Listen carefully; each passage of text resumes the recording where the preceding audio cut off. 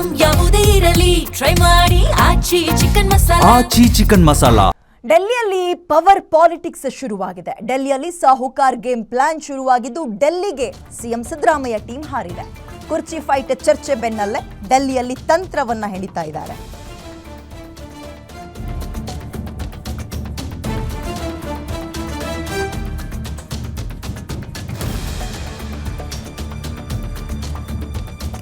ಡೆಲ್ಲಿಯಲ್ಲಿ power politics ಶುರುವಾಗಿದೆ. ಸಾಹುಕಾರ್ game plan ಶುರುನಾ ಹಾಗಾದ್ರೆ? ಡೆಲ್ಲಿಗೆ ಸಿದ್ದರಾಮಯ್ಯ ಟೀಮ್ ಹಾರಿದೆ. ಒಂದ್ ಕಡೆ ಫಾರಿನ್ ಟ್ರಿಪ್ಪು, ಇನ್ನೊಂದು ಕಡೆ ಡೆಲ್ಲಿ ಟ್ರಿಪ್ಪು. ಕುರ್ಚಿ ಫೈಟ್ ಚರ್ಚೆ ಬೆನ್ನಲ್ಲೇ ಡೆಲ್ಲಿಯಲ್ಲಿ ತಂತ್ರ ಹೂಡ್ತಾ ಇದ್ದಾರೆ ಅಂತ ಮಾಹಿತಿ. ಸತೀಶ್ ಜಾರಕಿಹೊಳಿ, ರಾಜಣ್ಣ ಶಾಸಕ ಕೋನ್ ರೆಡ್ಡಿ ಅವರು ಕೂಡ ಭೇಟಿಯನ್ನು ಕೊಟ್ಟಿದ್ದಾರೆ. ಇನ್ನು AICC ಅಧ್ಯಕ್ಷ ಖರ್ಗೆಯನ್ನ ಈ ನಾಯಕರುಗಳು ಭೇಟಿ ಮಾಡಿದ್ದಾರೆ ಅಂತ ಮಾಹಿತಿ. ಖರ್ಗೆ, ಸತೀಶ್ ಜಾರಕಿಹೊಳಿ ಪ್ರತ್ಯೇಕ ಮಾತುಕತೆಯನ್ನು ಕೂಡ ನಡೆಸಿದಾರಂತೆ. ಸುಮಾರು ಅರ್ಧ ಗಂಟೆಗಳ ಕಾಲ ಖರ್ಗೆ ಮನೆಯಲ್ಲೇ ಪ್ರತ್ಯೇಕ ಮಾತುಕತೆ ಆಗಿದೆ ಅಂತ ಮಾಹಿತಿ ಇದೆ. ಓಕೆ, ಖರ್ಗೆ ಅವರ ಮುಖಾಂತರ ಏನಾದರೂ ಟೈಮ್ ತಗೊಂಡು ಗಾಂಧಿಯವರ ಕುಟುಂಬವನ್ನ ಮೀಟ್ ಮಾಡುವ ಪ್ರಯತ್ನವನ್ನ ಮಾಡ್ತಾರಾ? ಅಲ್ಲಿ ಮಾಡಿದ್ರು ಅಂದರೆ ಏನೋ ತುಂಬ ಇಂಟರ್ನಲ್ ಆಗಿ ಆ್ಯಂಡ್ ತುಂಬ ಇಂಪ್ರೂವ್ಮೆಂಟ್ ಈ ಪ್ರಕರಣದಲ್ಲಿ ಕಾಣಿಸ್ತಾ ಇದೆ ಅಂತ ಅನ್ಕೋಬೋದು.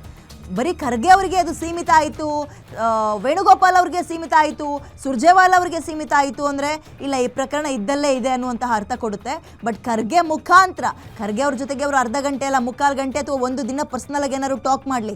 ಈಗ ಖರ್ಗೆ ಅವರು, ಸುರ್ಜೇವಾಲಾ ಅವರು, ವೇಣುಗೋಪಾಲ್ ಅವರು ಈ ಪ್ರಕರಣದಲ್ಲಿ ಅಂದರೆ ಈ ಕುರ್ಚಿ ಬದಲಾಗುತ್ತೆ, ಅದಲು ಬದಲಾಗುತ್ತೆ ಅಥವಾ ಅವರೇ ಮುಂದುವರಿತಾರೆ, ಈ ಹಗ್ಗದ ಜಗ್ಗಾಟ ಇದೆಯಲ್ಲ, ಇದರಲ್ಲಿ ಮೆಸೇಂಜರ್ ರೀತಿಯಲ್ಲಿ 3 ಜನ ಈಗ ಕಾರ್ಯವನ್ನು ನಿರ್ವಹಿಸ್ತಾ ಇರೋದನ್ನು ಗಮನಿಸಬಹುದು. ಅಲ್ಟಿಮೇಟ್ ಆಗಿ ಇವರೇ ಡಿಸಿಷನ್ ತಗೊಳ್ತಾರೆ ಅಂತ ಹೇಳುವ ಪರಿಸ್ಥಿತಿಯಲ್ಲಿ ಇವ್ರುಗಳಿಲ್ಲ.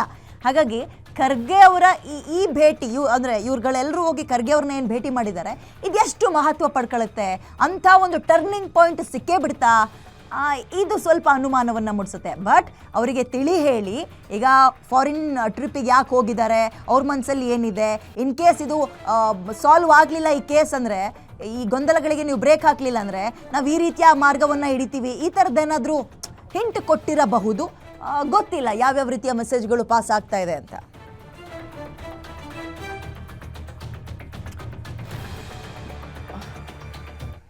ಓಕೆ, ಮತ್ತಷ್ಟು ಮಾಹಿತಿ ಜೊತೆಗೆ ವಿಶ್ಲೇಷಣೆಯನ್ನು ನನ್ನ ಕಲೀಗ ಮಾರುತಿ ನೀಡ್ತಾ ಹೋಗ್ತೇನೆ. ಮಾರುತಿ, ಒಂದು ಕಡೆ ಸಿದ್ದರಾಮಯ್ಯ ಟೀಮ್ ಫಾರಿನ್ ಟ್ರಿಪ್ಪು, ಇನ್ನೊಂದು ಕಡೆ ಡೆಲ್ಲಿ ಟ್ರಿಪ್ಪು.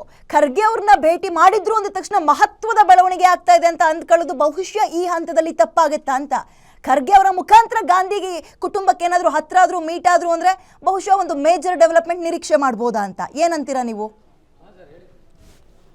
ವಿದ್ಯಾ, ಮಲ್ಲಿಕಾರ್ಜುನ್ ಖರ್ಗೆ ಅವರನ್ನು ಭೇಟಿ ಮಾಡಿದ ತಕ್ಷಣ ಎಲ್ಲ ಸಮಸ್ಯೆಗಳು ಕೂಡ ಬಗೆಹರಿಸ್ತವೆ, ಅದೇ ರೀತಿ ಮಲ್ಲಿಕಾರ್ಜುನ್ ಖರ್ಗೆ ಅವರು ಹೇಳಿದಂತೆ ಎಲ್ಲವೂ ಕೂಡ ಸಮಸ್ಯೆಗಳು ಇತ್ಯರ್ಥ ಆಗ್ತವೆ ಅಂತ ಹೇಳೋದಕ್ಕೆ ಆಗೋದಿಲ್ಲ. ಹಿಂದೆ ಹಲವು ಬಾರಿ AICC ಅಧ್ಯಕ್ಷರಾಗಿರುವಂತಹ ಮಲ್ಲಿಕಾರ್ಜುನ್ ಖರ್ಗೆ ಅವರು ಕೊಟ್ಟಂತಹ ಎಲ್ಲ ಭರವಸೆಗಳು, ನಾಯಕತ್ವ ವಿಚಾರಕ್ಕೆ ಸಂಬಂಧಪಟ್ಟಂತೆ ನಾನು ಹೇಳ್ತಾ ಇರುವಂಥದ್ದು, ಈ ವಿಚಾರದಲ್ಲಿ ಖರ್ಗೆ ಅವರು ಹೇಳಿದಂತಹ ಎಲ್ಲ ಭರವಸೆಗಳು ಕೂಡ ಸ್ಪಷ್ಟವಾಗಿ ಈಡೇರಿಲ್ಲ. ಒಂದು ವೇಳೆ ಆ ರೀತಿಯಾಗಿ ಈಡೇರಿದ್ದಾಗಿದ್ದರೆ ಇವತ್ತು ಈ ನಾಯಕತ್ವ ವಿಚಾರ ರಾಜ್ಯದಲ್ಲಿ ಚರ್ಚೆ ಆಗ್ತಿರಲಿಲ್ಲ.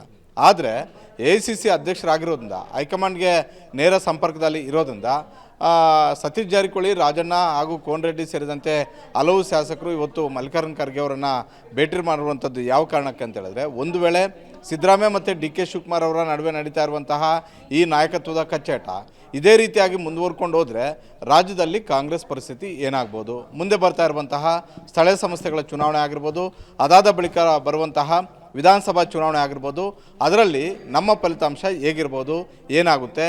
ಹೀಗಾಗಿ ಈಗ ನೀವು AICC ಅಧ್ಯಕ್ಷರಾಗಿ ನಿಮ್ಮ ಪಾತ್ರ ಏನು ಅನ್ನುವಂಥದ್ದನ್ನು ಮನವರಿಕೆ ಮಾಡಿಕೊಡೋದಕ್ಕೆ ಹೋಗಿರುವಂಥದ್ದು. ಜೊತೆಗೆ ರಾಜ್ಯದಲ್ಲಿ KPCC ಅಧ್ಯಕ್ಷ ಸ್ಥಾನದ ಬಗ್ಗೆ ಭಾಳಷ್ಟು ದಿನಗಳಿಂದ ಸತೀಶ್ ಜಾರಕಿಹೊಳಿ ಅವರು ಕಣ್ಣಿಟ್ಟಿದ್ದಾರೆ. ಜೊತೆಗೆ ಒಂದು ವೇಳೆ ಹೆಚ್ಚುವರಿ DCM ಹುದ್ದೆಯನ್ನು ಸೃಷ್ಟಿ ಮಾಡಬೇಕು ಅನ್ನುವಂಥ ಒಂದು ಹೇಳಿಕೆಯನ್ನು ಕೊಟ್ಟಿದ್ದು ಕೂಡ ಇದೇ ರಾಜಣ್ಣ, ಇದೇ ಸತೀಶ್ ಜಾರಕಿಹೊಳಿ ಅವರು. ಯಾಕಂತೇಳಿದ್ರೆ ಸಮುದಾಯಕ್ಕೊಂದು DCM ಹುದ್ದೆ ಕೊಟ್ಟರೆ ಆ ಸಮುದಾಯಗಳು ನಮ್ಮ ಜೊತೆ ಇರ್ತವೆ ಅನ್ನುವಂಥ ಒಂದು ಬಲವಾದಂಥ ಒಂದು ಬೇಡಿಕೆಯನ್ನು ಹಿಂದೆ ಇಟ್ಟಿದ್ರು.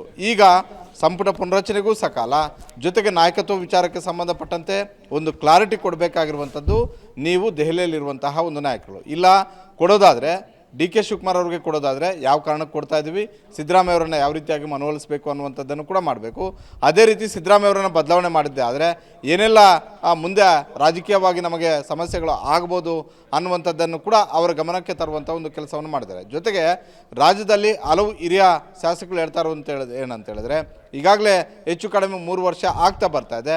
ಇನ್ನೂ ಕೂಡ ನಿಷ್ಕ್ರಿಯರಾಗಿರುವಂಥ ಸಚಿವರನ್ನು ಯಾಕೆ ಮುಂದಿಟ್ಕೊಂಡು ಮುಂದುವರಿಸ್ತಾ ಇದ್ದೀರಾ? ಅವರನ್ನು ಬದಲಾವಣೆ ಮಾಡಲೇಬೇಕು ಅನ್ನುವಂಥ ಒಂದು ಒತ್ತಾಯ. ಜೊತೆಗೆ ಇವತ್ತು ಹೋಗಿರುವಂತಹ ಹಲವು ಶಾಸಕರಲ್ಲಿ ಬಹುತೇಕರು ಕೂಡ ದಲಿತ ಶಾಸಕರೇ ಹೆಚ್ಚಾಗಿದ್ದಾರೆ. ಇವರ ಒಂದು ಬೇಡಿಕೆ ಮೊದಲಿಂದಲೂ ಕೂಡ ದಲಿತರೊಬ್ಬರು CM ಆಗಬೇಕು ಅನ್ನುವಂಥ ಒಂದು ಕೂಗಿದ್ದೇ ಇದೆ. ಇವತ್ತು ಈ ವಿಚಾರವನ್ನು ಕೂಡ ಪ್ರಸ್ತಾಪ ಮಾಡಿರುವಂಥ ಒಂದು ಸಾಧ್ಯತೆ ಇದೆ. ಒಟ್ಟಾರೆ ರಾಜ್ಯದಲ್ಲಿ ಆಗ್ತಿರುವಂತಹ ನಾಯಕತ್ವದ ಸಮಸ್ಯೆಯಿಂದಾಗಿ ಪಕ್ಷಕ್ಕೆ ಡ್ಯಾಮೇಜ್ ಆಗ್ತಿದೆ. ಈ ಡ್ಯಾಮೇಜನ್ನು ಆದಷ್ಟು ಬೇಗ ಬಗೆಹರಿಸಿ, ಇಲ್ಲ ಅಂತ ಹೇಳಿದ್ರೆ ಮುಂದೆ ಆಗುವಂತಹ ದೊಡ್ಡ ನಷ್ಟಕ್ಕೆ ನೀವು ತಯಾರಾಗಿರಿ ಅನ್ನುವಂಥ ಒಂದು ಮಾತುಗಳನ್ನು ಹೇಳದಂತೆ ಕಾಣಿಸ್ತಿದೆ. ಹೀಗಾಗಿ ಅಧಿಕೃತವಾಗಿ ಮಲ್ಲಿಕಾರ್ಜುನ ಖರ್ಗೆ ಅವರನ್ನು ಭೇಟಿ ಮಾಡಿದ ಬಳಿಕ ಸತೀಶ್ ಜಾರಕಿಹೊಳಿ ಇರುವಂಥದ್ದು, ನಾನೇನು ಹೇಳಬೇಕು ಅದನ್ನು ಹೇಳಿದ್ದೀನಿ. ಮಲ್ಲಿಕಾರ್ಜುನ ಖರ್ಗೆ ಅವರು ಕೂಡ ನನಗೆ ಸ್ಪಷ್ಟ ಭರವಸೆಯನ್ನು ಕೊಟ್ಟಿದ್ದಾರೆ. ಆದಷ್ಟು ಶೀಘ್ರ ಈ ಸಮಸ್ಯೆಗೆ ತೆರೆಯುವಂಥ ಒಂದು ಕೆಲಸವನ್ನು ಮಾಡ್ತೀವಿ ಅನ್ನುವಂಥದ್ದನ್ನು ಹೇಳಿದ್ದಾರೆ. ಖರ್ಗೆ ಅವರು ಹೇಳಿರುವಂಥ ಈ ಒಂದು ಮಾತಿಗೆ ಎಷ್ಟು ಮಟ್ಟಿಗೆ ಬೆಲೆ ಇರುತ್ತೆ, ಎಷ್ಟು ಮಟ್ಟಿಗೆ ಅದರ ಮೇಲೆ ನಡ್ಕೊಳ್ತಾರೆ ಅನ್ನುವಂಥದ್ದು ಕಾದು ನೋಡಬೇಕಾಗಿದೆ. ನಿಮ್ಮೂರಿನಿಂದ ವಿಶ್ವ ಮಟ್ಟದವರೆಗೆ ರಾಜಕೀಯ, ಸಿನಿಮಾ, ಸ್ಪೋರ್ಟ್ಸ್ ಯಾವ ಸುದ್ದಿಯೂ ಮಿಸ್ ಆಗಲ್ಲ. ಬರೀ ಸುದ್ದಿಯಷ್ಟೇ ಅಲ್ಲ, ಜೊತೆಯಲ್ಲೇ ಇರುತ್ತೆ ವಿಶ್ಲೇಷಣೆ. ಗ್ಯಾರಂಟಿ ನ್ಯೂಸ್ ನ ಸಬ್ಸ್ಕ್ರೈಬ್ ಮಾಡಿ, ಫಾಲೋ ಮಾಡಿ, ಕ್ಷಣ ಕ್ಷಣದ ಅಪ್ಡೇಟ್ಸ್ ಪಡೆಯಿರಿ.